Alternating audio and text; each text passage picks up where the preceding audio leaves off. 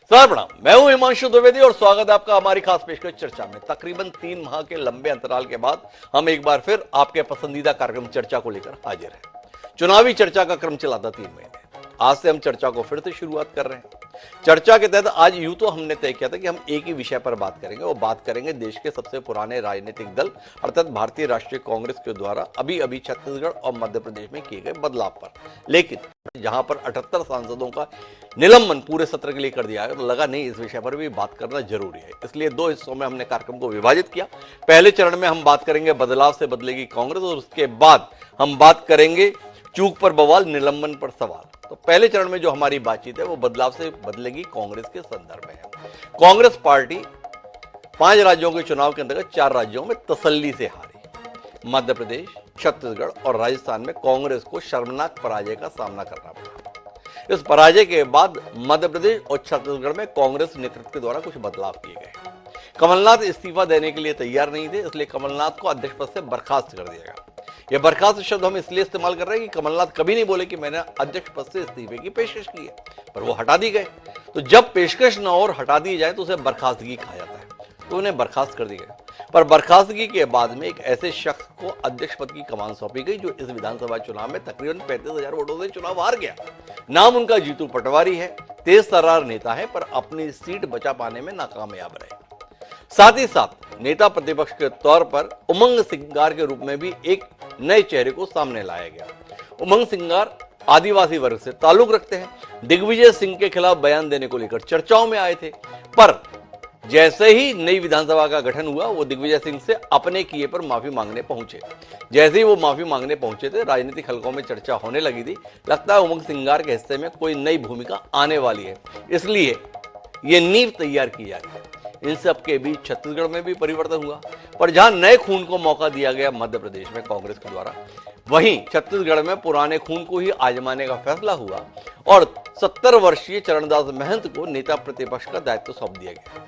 दीपक बैज, जो सांसद रहते हुए विधानसभा का चुनाव हार गए, उन्हें अध्यक्ष पद पर बनाए रखे जाने की बात भी आदेश में कही गई। तो क्या इस बदलाव से कांग्रेस बदल जाएगी? क्या यह बदलाव कार्यकर्ता और जनता दोनों के बीच में संदेश दे पाएगा? ये सवाल है। इसका उत्तर खोजने की आज हम कोशिश करते हैं। पहले चरण में हमारे साथ इस चर्चा का हिस्सा बनने के लिए 3 खास मेहमान मौजूद हैं। उनसे आपका परिचय कराएं उससे पहले लेकिन समय है आज के विचार सूत्र का। हमारा आज का विचार सूत्र ये कहता है कि इस जीवन में सबसे बड़ा खतरा वे लोग हैं जो सब कुछ बदलना चाहते हैं या कुछ भी नहीं। नैन्सी एस्टर, ब्रिटेन के पूर्व संसद सदस्य ने यह कमाल की बात कही थी। तो कांग्रेस का हाईकमान इस बदलाव के माध्यम से क्या जताना चाह रहा है? सब कुछ बदल दिया या कुछ भी नहीं बदला? इसे जहन में रखते हो अपनी चर्चा को आगे बढ़ाते हैं। हमारे इस चर्चा का हिस्सा बनने के लिए मौजूद है संजय यादव जी, कांग्रेस पार्टी के तेज तर्रार नेता हैं, विधायक हैं। हमारे साथ में रजनीश सिंह जी हैं, पूर्व विधायक हैं भारतीय जनता पार्टी के। साथ ही श्रवण गर्ग जी, जाने माने पत्रकार हैं। आप तीनों का स्वागत है। चर्चा की शुरुआत संजय जी से ही करते हैं और संजय जी से समझने की कोशिश करते हैं। बदलना था कुछ तो बदल दिए, करना था कुछ तो कर दिए। इतने की दृष्टि से देखें या समझ पाए कि हम क्या कुछ कर बैठे हैं, इसलिए अब ठीक करने के लिए चले हैं। संजय थोड़ा बताइए ना अपने इस बदलाव के संदर्भ में संगठन के।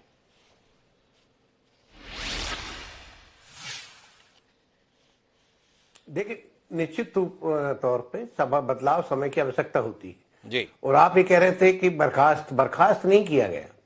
कमलनाथ जी ने जब चुनाव मध्य प्रदेश में हम हारे तो बुरी तरह नहीं हारे, जैसा आप कह रहे थे कि बुरी तरह हार तो 25-30 सीटें आती। जो भी हमें जनता ने जनादेश दिया है वो तो जांच का विषय है कि कैसे हारे, कौन कैसा हारा, वो बात की बात है। ये संगठन का काम है कि संगठन उसकी रिपोर्ट देखेगा। लेकिन नए दौर में लिखे हम नई कहानी। निश्चित रूप से अगर युवाओं के साथ जिनको 4 बार का अनुभव हो, उमंग सिंगार को अगर ये दिया गया विधानसभा के नेता प्रतिपक्ष की जवाबदारी, तो स्वागत योग्य है, क्योंकि उसका लाभ कांग्रेस पार्टी को मिलेगा। साथ में सकारात्मक विपक्ष की भूमिका, क्योंकि सत्ता पक्ष के सामने विपक्ष इसलिए बहुत अति आवश्यक होता है कि अगर सत्ता पक्ष बेलगाम होता है तो विपक्ष का काम होता है उसको लगाम लगाना। तो सारगर्भित बात हो, मध्य प्रदेश की बात हो, जनहित की बात हो, ये तो विधानसभा में होगी। लेकिन कांग्रेस में निश्चित रूप से कांग्रेस न डरी है, न झुकी है, न दबी। आज नहीं तो कल नहीं तो परसों जब जनता को सच्चाई का पता चलेगा तो निश्चित रूप से जनता कांग्रेस की ओर वापस आएगी। सत्य क्या है, चल क्या रहा है, दिख क्या रहा है, वो सब बातें अलग अलग हैं। जमीन पे जमीनी हकीकत क्या है और सामने जो दिख रहा है वो होता नहीं दिख रहा। लेकिन जो लोगों की आवश्यकताएं हैं वो आज भी, अगर आप ये कहें कि पुरानी बातें करते रहे कि 70 साल में आपने क्या किया, अरे भाई 70 साल में अगर हमने बेस बना हम के उस पर दिया। बात ही नहीं करते, अभी तो हम आपके संगठन पे बात कर रहे हैं। आपने कहा कि आपने गलत कहा कि बर्खास्त किया गया, बर्खास्त नहीं किया गया, कोई बात नहीं। क्या कहा जाना चाहिए जिस तरीके से कमलनाथ जी हटे, आप समझाएं। एक, आपने कहा आपने क्यों बोल दिया कि बुरी तरह हारे, बुरी तरह नहीं हारे। 230 सीटें, 130 140 सीटें जीतने का दावा, 66 सीटों पे आप सिमट गए। पिछली बार 114 जीते थे, आपकी बार केवल 66 जीते। इसे आप बुरी तरह हारना नहीं कहते। तो आपका मानना है कि नहीं नहीं ये सम्मानजनक हार है, तो ठीक है सम्मानजनक हार है। पर हमारा सवाल इन दोनों बिंदुओं पर नहीं है। हमारा सवाल ये है, जीतू पटवारी, उमंग सिंगार, चरणदास महंत, इन तीनों को जो दायित्व सौंपा है, किस आधार पर देख सौंपा? योग्यता के आधार पर सौंपा या जाति के आधार पर सौंपा? एक आदिवासी को बनाना, उमंग सिंगार को बना दिया। एक पिछड़ा वर्ग को देना है तो जीतू पटवारी को दे दिया। या इसमें कोई योग्यता और क्षमता देखी गई संजय जी? देखिए, नहीं, योग्यता भी है, क्षमता भी है। और चूंकि उस समाज का प्रतिनिधित्व करते हैं तो समाज का नाम आएगा ही आएगा। भाई जब मोहन यादव जी बने तब तो भारतीय जनता पार्टी ने कहा हमने ओबीसी को बनाया, और अगर हमने आदिवासी को प्रतिनिधित्व दिया है तो स्वाभाविक रूप से लोग बोलेंगे कि आदिवासी को नेता प्रतिपक्ष बनाया और ओबीसी की, जीतू पटवारी ओबीसी से आते हैं, तो उसका लाभ कांग्रेस को मिलेगा। और हमारे जो वरिष्ठ नेता है, सम्मानीय नेता है, उनके मार्गदर्शन में ही कांग्रेस आगे बढ़ेगी। उनके नेतृत्व में ही, चाहे हमारे जीतू पटवारी जी हों, प्रदेश अध्यक्ष जी हों, चाहे नेता प्रतिपक्ष हों, हमारे और भी वरिष्ठ हैं कांग्रेस में, उनके अनुभव का लाभ मिलेगा। पूरे 5 राज्यों में देश में चुनाव हुए, उसमें 4 करोड़ 80 लाख वोट मिले किसको? भारतीय जनता पार्टी को। 4 करोड़ 90 लाख वोट मिले कांग्रेस को। तो आज हम 10 लाख फिर भी ज्यादा है पूरे देश में। अगर हम बात देखें तो कहीं ना कहीं कोई क्या चूक हुई है और क्या बात हुई है, वो तो आने वाले समय में धीरे धीरे पता चल जाएगी। रही बात हमारे संगठन की, तो संगठन पहले भी मजबूत था, अभी भी मजबूत है। जीतू पटवारी को संगठन का अनुभव है। माननीय कमलनाथ जी बड़े सीनियर नेता, 9 बार के सांसद रहे, उनका अनुभव का लाभ हमें मिला। लेकिन उनके मार्गदर्शन में, आदरणीय दिग्विजय सिंह जी के मार्गदर्शन में, हमारे आदरणीय राहुल जी के नेतृत्व में, खड़गे जी के नेतृत्व में, सोनिया गांधी जी के निर्देशन में कांग्रेस आगे बढ़ेगी। और कांग्रेस जनता की बात करती, सच्चाई की बात करती। सच्चाई की बात करते हैं। संजय यादव जी मुग्ध हैं, सब कुछ बहुत बढ़िया ही होगा, बहुत बढ़िया था, संगठन मजबूत है, संगठन मजबूत रहेगा। तो इसके बीच में क्या कहते हैं रजनीश सिंह जी? कब कपाने तो नहीं लगे। वो बता रहे हैं कि देखो 5 राज्यों में चुनाव हुआ, भाजपा को 4 करोड़ 80 लाख वोट आए, हमारे को 4 करोड़ 90 लाख वोट आए, 10 लाख वोट से पीछे रह गए आप। उसके बाद ये तैयारी, क्या कहते हैं रजनीश जी, कहीं बचने की जगह रहेगी आपके पास में, या आपका तो सुपड़ा साफ होने वाला है? हिमांशु जी देखिए, वैसे तो ये कांग्रेस का अंदरूनी मामला है।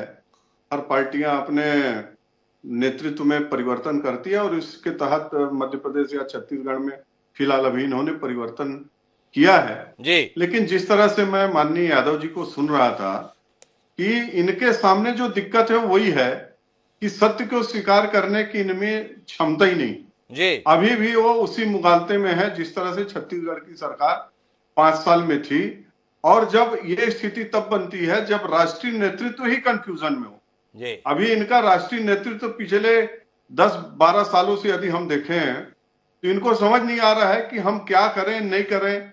भारतीय जनता पार्टी की कॉपी करने की कोशिश करते हैं कई चीजों में, लेकिन सिर्फ कॉपी करने से कुछ नहीं होता। कांग्रेस का जो दिक्कत है कि उनको ये समझ नहीं आ रहा है कि किस लाइन पर हम चलें। उसी लाइन पर कोई नेता कुछ दूसरा बोलता है, उससे बड़ा नेता बोलता है, ये उसका निजी विचार है। और देश में जो एक परसेप्शन है, जो इनके बारे में जो संदेश जाना है चला जाता है, चाहे वो राष्ट्रीय हित के मुद्दे हों, चाहे वो सेना से जुड़े मुद्दे हों, चाहे अन्य संवेदनशील मुद्दे हों, उसमें ये अभी जो इनका स्टैंड है ये इनको रसातल में ले गया है। और निश्चित मान के चलिए यदि इसी प्रकार का आपने सेकंड फेज में कहा जो लोकसभा में चल रहा है, तो इसी तरह का स्टैंड यदि कांग्रेस पार्टी लेती रही तो मान के चलिए कि इनका और भी नीचे रसातल। अच्छा रजनी, आप ईमानदार बताइए, कांग्रेस का नेतृत्व कंफ्यूजन में है या कांग्रेस का नेतृत्व डिसीजन ले लिया है? जिस राह पर भाजपा चल रही है अपने को भी उसी राह पर जाना है। भाजपा किस राह पर चली भाई? छत्तीसगढ़ में मुख्यमंत्री आदिवासी होगा, उप मुख्यमंत्री एक सामान्य वर्ग का होगा, एक उप मुख्यमंत्री पिछड़े वर्ग का होगा। कुल मिलाकर इतनी सोच पाए ना आप। मध्य प्रदेश के संदर्भ में क्या किए?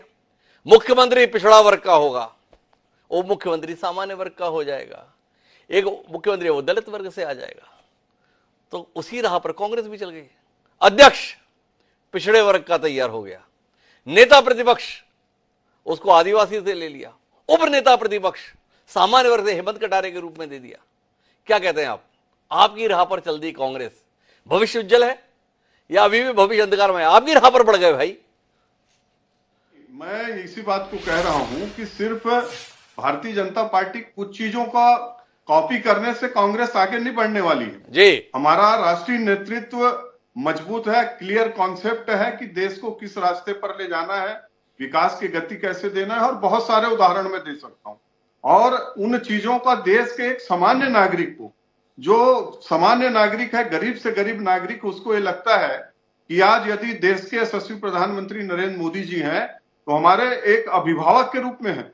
वो जानता है, समझता है कि यदि मैं किसी परेशानी में रहूंगा तो हमारा अभिभावक है, जैसे घर का मुखिया होता है, उस तरह से हमको ये कठिन से कठिन स्थिति में निकालने में सक्षम है।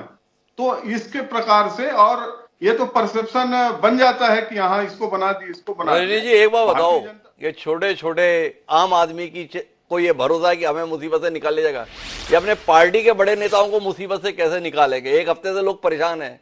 शिवराज सिंह चौहान परेशान है, ब्रजमोहन अग्रवाल परेशान है, अमर अग्रवाल परेशान है, राजेश मूणत परेशान है, धर्मलाल कौशिक परेशान है। इनकी परेशानी को निकालने के लिए कोई उपक्रम हो रहा है कि नहीं हो रहा है? भारतीय जनता पार्टी में ऐसा, वो मैं बताया कि ऐसा एक परसेप्शन बन जाता है।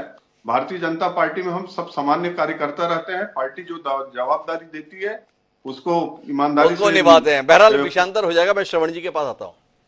श्रवण जी, राहुल गांधी जी एक पॉलिटिक्स कर रहे हैं, जैसे हम जाति आधारित पॉलिटिक्स कर सकते हैं। पिछले कुछ समय से वो पिछड़ा पिछड़ा पिछड़ा बोल रहे हैं। अब जो फैसले ले रहे हैं दोनों ही दलों के लोग, वो योग्यता के आधार पर व्यक्ति को अवसर दिया जा रहा है, ये बात नहीं कह रहे हैं। अगर संदेश जा रहा है तो यही जा रहा है कि देखो इस जाति को ये प्रतिनिधित्व हमारे द्वारा दिया जा रहा है। क्या आपको लगता है कि कांग्रेस इसके माध्यम से अपने आप को खड़ा कर लेगी, उस हैसियत में ले आएगी जिस हैसियत में लाना चाहती है? क्या कहते हैं आप इस बदलाव पर? हैसियत में ला पाएगी कि नहीं, ये तो बड़ा एक भविष्य वक्ता का जवाब होना चाहिए जी। मेरा पूछना यह है कि कांग्रेस जिस जगह है या विधानसभा में जिस जगह थी, उस जगह से लोकसभा में और कितना नीचे जाएगी? मतलब छत्तीसगढ़ में 11 में से 9 सीटें बीजेपी के पास है जी। जी। अब और रसातल में जा रही है। मतलब जी। 2 तरह के रसातल हैं जी। तो एक और रसातल में जा रही है, मतलब वो 2 सीटें भी चली जाए। राजस्थान में 25 में से 24 हैं जी। एक आरएलपी के पास है, तो वहां रसातल अब कौन सा है पता नहीं। मतलब वहां कांग्रेस है ही नहीं, फिर भी रसातल में जाएगी। मध्य प्रदेश में 29 में से 28 सीटें बीजेपी के पास, तब वहां भी और रसातल कोई है जिसमें उसको जाना चाहिए। भारतीय जनता पार्टी स्वर्ग में जाएगी, मतलब कांग्रेस रसातल में जाएगी, भारतीय जनता पार्टी स्वर्ग में जाएगी। आपके सवाल का जवाब यह है हिमांशु जी कि मध्य प्रदेश, छत्तीसगढ़, राजस्थान में कांग्रेस पार्टी जानबूझकर के हारी जी। आप उसको कह रहे हैं शर्मनाक हार हुई। मैं कह रहा हूं कि शर्मनाक हार नहीं हुई। देखिए, आपको एक अलग एंगल भी लेना चाहिए जी। अपनी डिबेट में लीजिए आप जी। कि जीत जाती तो क्या होता। आपने कहा कि उन्होंने कहा तो था कि हम इतनी सीटें जीतेंगे। अब ये तो अमित शाह ने भी कहा था पिछली बार कि 200 सीटें जीतेंगे विधानसभा की, नहीं जीते। अब उनसे तो किसी ने पूछा नहीं कि आपने भी कहा था कि छत्तीसगढ़ का आपको पता है कितनी सीटें जीतने का कहा था जी। राजस्थान में कितनी सीटें जीतने वाले थे, सब जगह हार गए। मैं ये कह रहा हूं कि जानबूझ करके हारे। अगर ये नहीं हारते तो लोकसभा चुनाव में इनका सफाया हो जाता 3 महीने बाद, जी जैसे कि 2018 में जीते और 2019 में सफाया हो गया। ये लोग जीतते तो ये जो मठाधीश हैं तीनों जगह के, ये 2028 तक कांग्रेस की छाती पर मूंग गलते रहते,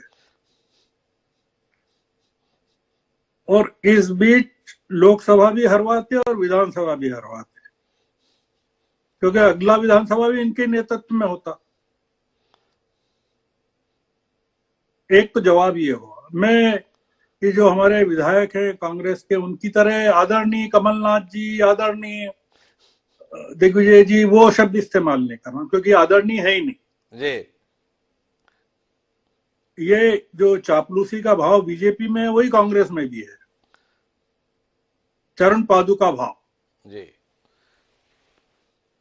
अब आप पूछ रहे हैं कि जिन लोगों को अपॉइंटमेंट किया, राहुल गांधी जब मंदसौर में गोलीकांड हुआ था किसानों का, तब जीतू पटवारी की मोटर बाइक पे बैठ के मंदसौर गए थे। जी जीतू पटवारी कांग्रेस के सबसे फायर ब्रांड नेता हैं।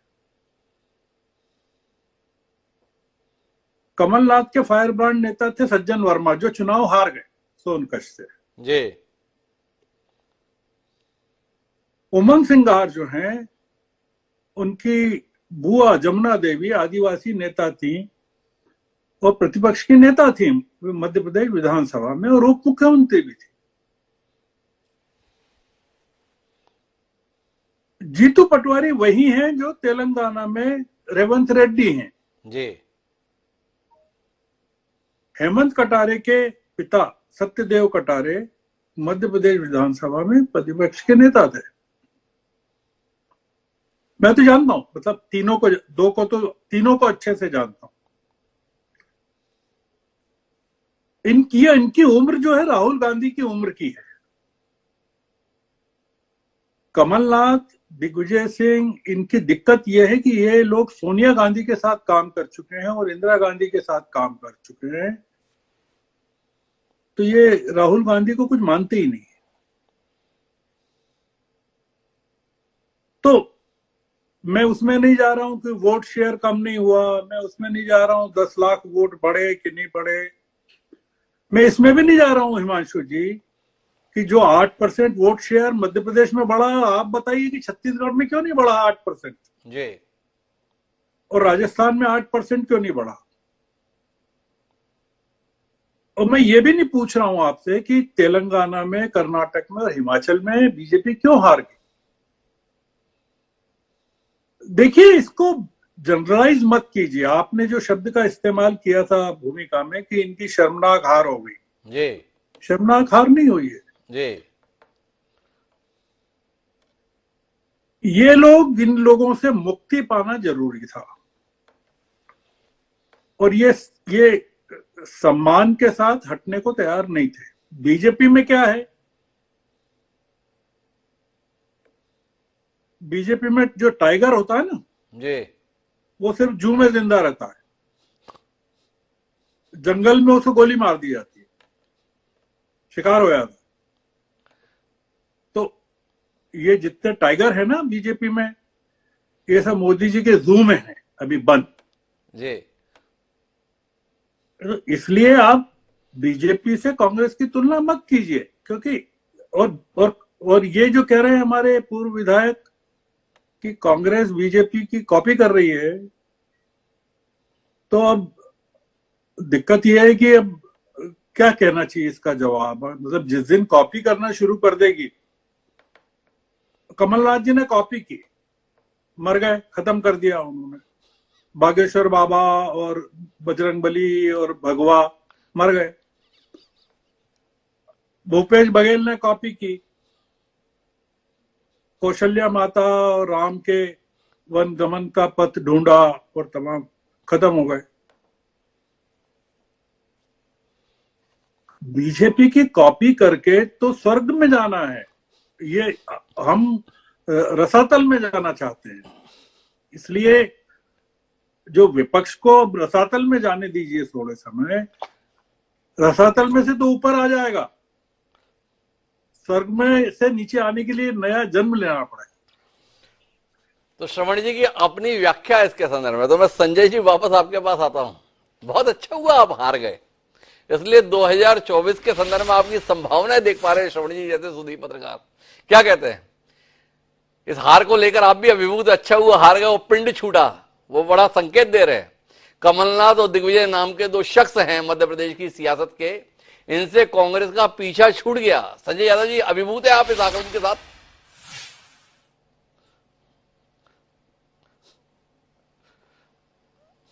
नहीं, देखिए पीछा तो कभी भी हमारे बुजुर्गों का, हम भारतीय जनता पार्टी की संस्कृति का पालन नहीं करते हैं जी। कि जिसने इस पार्टी को सब कुछ दिया हो, अपनी उम्र दी हो, अपना तजुर्बा दिया हो, तो उसको हम ये नहीं कहते। हम भारतीय जनता पार्टी को शैली पर विश्वास नहीं रखते कि आज लाल कृष्ण आडवाणी जी जिन्होंने भारतीय जनता पार्टी को सींचा, बढ़ाया, वो आज भारतीय जनता पार्टी के मार्गदर्शन मंडल में है। और जैसे अभी हमारे वरिष्ठ पत्रकार कह रहे थे कि भारतीय जनता पार्टी में जो रिंग के बाहर रहता है उसको गोली मार दी जाती है जी। तो अभी पता नहीं कितने और रिंग के बाहर होके गोली मारेंगे जी। तो जो उन्होंने अगर मध्य प्रदेश में शिवराज जी को आडवाणी जी की भूमिका में कर देते हैं तो निश्चित रूप से ये स्वर्ग में जाने का एहसास कर रहे हैं कि हम स्वर्ग में हैं, हम स्वर्ग में बैठ के कुछ भी कर सकते हैं जी। तो स्वर्ग वाला नीचे नहीं आएगा, इस बात से मैं सहमत हूं। रसातल वाला ऊपर आ जाएगा, तो स्वर्ग वाला तो उसका कंप्लीट हो गया है, वो स्वर्ग में जा चुका है। अब इससे ज्यादा स्वर्ग के ऊपर तो कुछ है नहीं कि वो स्वर्ग के ऊपर से कुछ चला जाएगा। और मैं एक बात कहना चाह रहा हूं जी, अगर ये जनता की मांग है और हम सबकी मांग है कि एक बार भारतीय जनता पार्टी को अगर विश्वास है तो बैलेट पेपर से चुनाव करा ले और फिर एक बार करा के देख ले, जो भी होगा सबको मंजूर होगा, हम सबको मंजूर होगा, बैलेट पेपर से चुनाव करा ले तो जो लोग प्रश्न चिन्ह लगा रहे हैं ईवीएम पर वो प्रश्न चिन्ह भी खत्म हो जाएगा और हकीकत सामने आ जाएगी। तो मतलब संजय जी आपका कहना है कि नेतृत्व बदलने से कांग्रेस के दिन नहीं बदलेंगे, चुनाव का तरीका बदलने से कांग्रेस के दिन बदल जाएंगे। संजय यादव जी आखिरी में इस चर्चा में से निष्कर्ष पर पहुंचे हैं कि देखो ये नेता वेता बदलने से हमारा कुछ बनना बिगड़ने वाला नहीं है, हमारा जो भी कुछ बनेगा वो चुनाव के तरीके से बनेगा। और अगर चुनाव देश में मशीन के स्थान पर बैलेट से होने लगे, मतपत्र से होने लगे, तो कांग्रेस के सुनहरे दिन वापस आ जाएंगे। यही आकलन है संजय जी?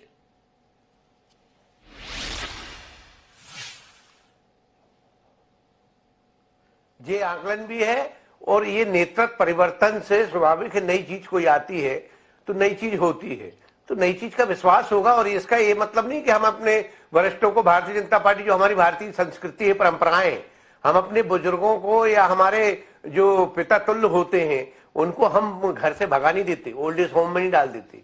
हमारा काम रहता है कि उनका आशीर्वाद। एक बार बताओ संजय जी, आपने पूछ तो लिया है, ये कमलनाथ जी और दिग्विजय जी स्वीकार तो कर रहे हैं ना आपकी टिप्पणी, हम अपने बुजुर्ग नेताओं को, कमलनाथ जी को स्वीकार है ना अपने आप को बुजुर्ग कहलाना, दिग्विजय जी को स्वीकार है ना अपने आप को बुजुर्ग कहलाना है? ऐसा तो नहीं आपकी क्लास इसी बात में लग जाए कि तुमने मुझे बुजुर्ग कैसे कह दिया? मतलब लीडर तो है, आप मोदी जी को क्या कहेंगे? आप मोदी जी भी तो 71 साल के, लेकिन उनसे कम उम्र वाले शिवराज जी को उन्होंने बाहर बिठा दिया। भजन लाल शर्मा जी को अगर अनुभव की बात करते हो, सामाजिक, देखो भाई, मोदी जी को सीधे तौर पे कहा जाता है ऊर्जावान नेतृत्व। आज तक आपने कहीं भी सुना कि बुजुर्ग मोदी जी, वयोवृद्ध मोदी जी, बूढ़े मोदी जी, ऐसा कहीं सुना क्या? उनको क्या जाता है ऊर्जा से लबरेज भारतीय जनता पार्टी का शीर्ष नेतृत्व नरेंद्र मोदी जी। आप अपने नेता को बुजुर्ग बता रहे, तो हमने तो ये सवाल कर लिया, लेकिन मैं आखिरी दौर की बातचीत के लिए आना चाहता हूं और वापस रजनी सिंह जी आपके पास इस आकलन के संदर्भ में जाना चाहता हूं जो श्रवण जी ने दिया। अच्छा हुआ 2023 में हार गए, 2024 की संभावनाएं पैदा हो गई है। क्या कहते हैं रजनी जी, गलती हो गई आप लोगों से? क्यों जीत गए भाई 2023 में? मोदी जी को बनाए रखना है देश में। तो श्रवण जी ये कह रहे हैं कि देखो 2024 में अब आपकी जीत संदेहास्पद हो गई क्योंकि 2023 में आप जीत गए, 2018 में जब आप हार गए थे ना ये तीनों राज्य, तो 2024 में जीत गए थे। क्या कहते रजनी जी, 2024 को लेकर कोई संदेह तो नहीं आ गया? देखिए, श्रवण गर्ग जी बहुत ही बुद्धिजीवी और माने जाने विश्लेषक हैं। उनकी बातों में बहुत गंभीरता रहती है। लेकिन मैं एक चीज जरूर कहना चाहूंगा कि जैसे कि उन्होंने अपने विश्लेषण में कहा कि भारतीय जनता पार्टी स्वर्ग चली गई है। राजनीतिक क्षेत्र में कोई स्वर्ग नहीं होता, लेकिन भारतीय जनता पार्टी को करने के लिए अभी पूरे देश में बहुत जगह काम है, बहुत जगह है। और हम गुजरात में 28 साल से ऊपर हो गया, मध्य प्रदेश के लिए 1-1.5 साल छोड़ दे तो 20 साल हो गया, और एक ट्रेंड चेंज किए हैं कि कोई सरकार रिपीट नहीं हो सकती।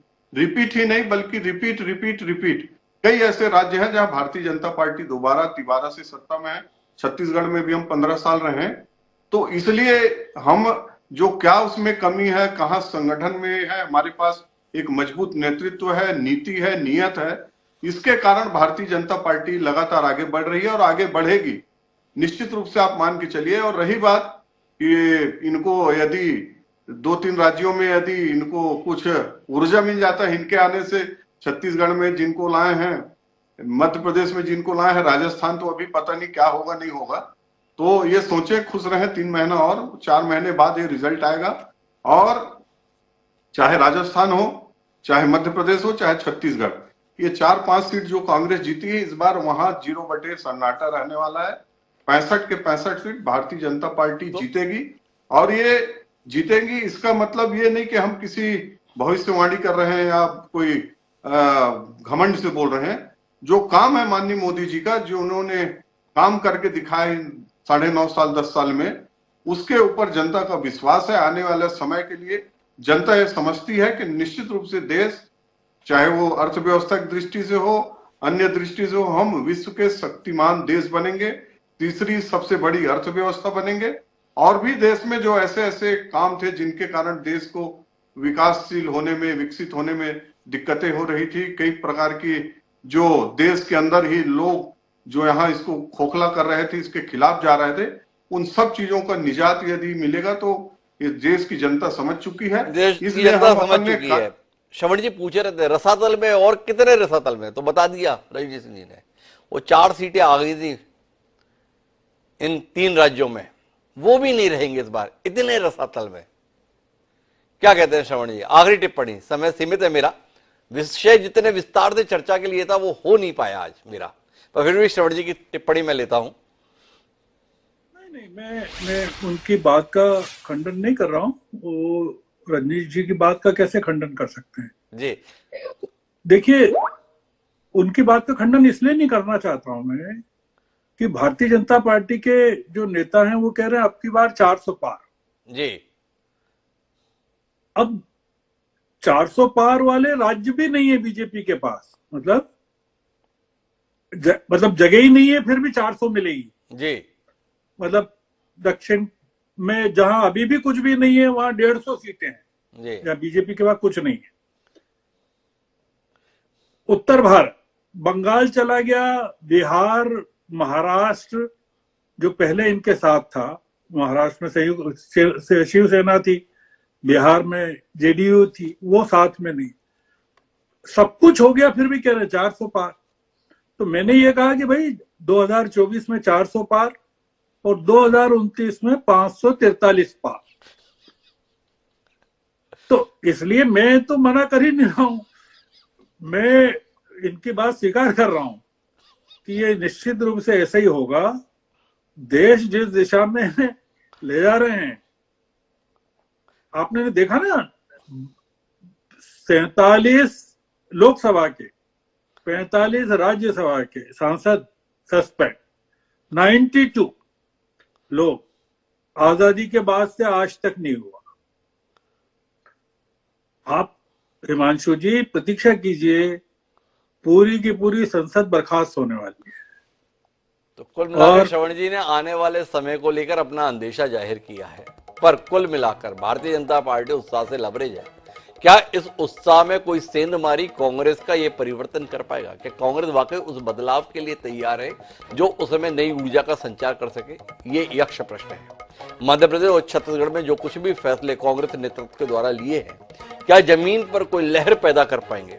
और अगर लहर पैदा कर पाएंगे तो लोकसभा चुनाव में सकारात्मक परिणाम के रूप में हम देख पाएंगे। ये सवाल है। इसका उत्तर तो हमें लोकसभा चुनाव के दौरान ही मिलेगा, लेकिन इतना तय है कि कांग्रेस कुछ ना कुछ बदलाव करने की कोशिश में तो है। छत्तीसगढ़ में वो बदलाव नहीं दिखता, लेकिन मध्य प्रदेश में बड़े फैसले लिए गए।